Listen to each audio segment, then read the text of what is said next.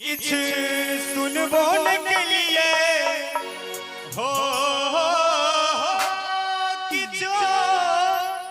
सुनबोने के लिए छोड़ी गो किए नैना लड़ा का हमर जान ले लिए किए नैना लड़ा का हमर जान ले लिए किछ सुनबोने के लिए हो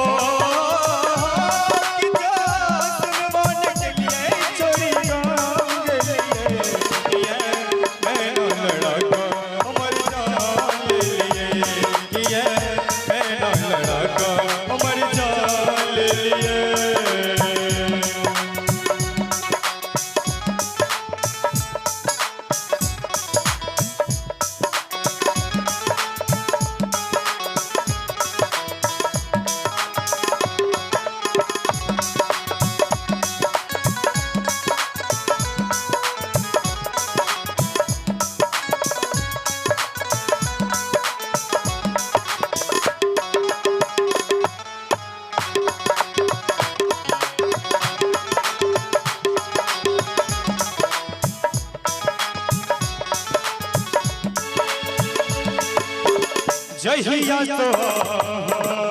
परदेश के लिए जहिया तो परदेश के लिए भेजलो नाही सनेश ये विरह व्यथक व्याकुल हम बनल छी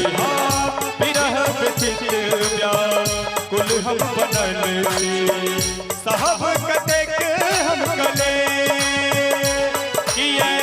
चिट्ठियों ने लिख लो हो चिट्ठियों ने लिख लो टेलीफोन के लिए नैना लड़ा का हमर जान ले लिए नैना लड़ा का हमर जान ले लिए क्या बात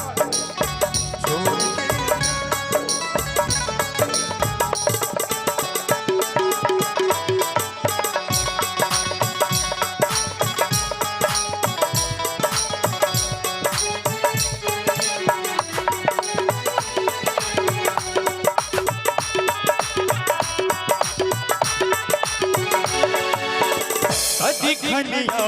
सा भरल अछि मन में आयब वहाँ घर कहिया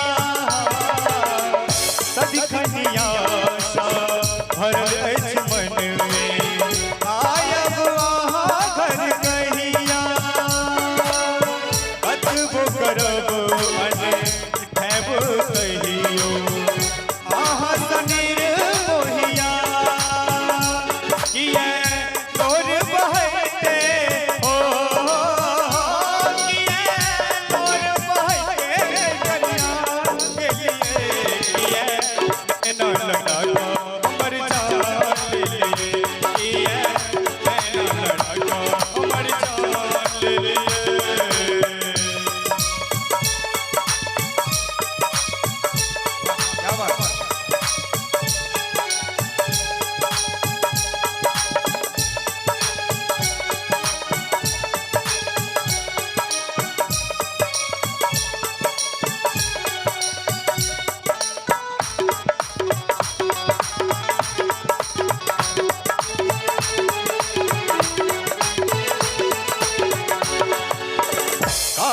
रहल छी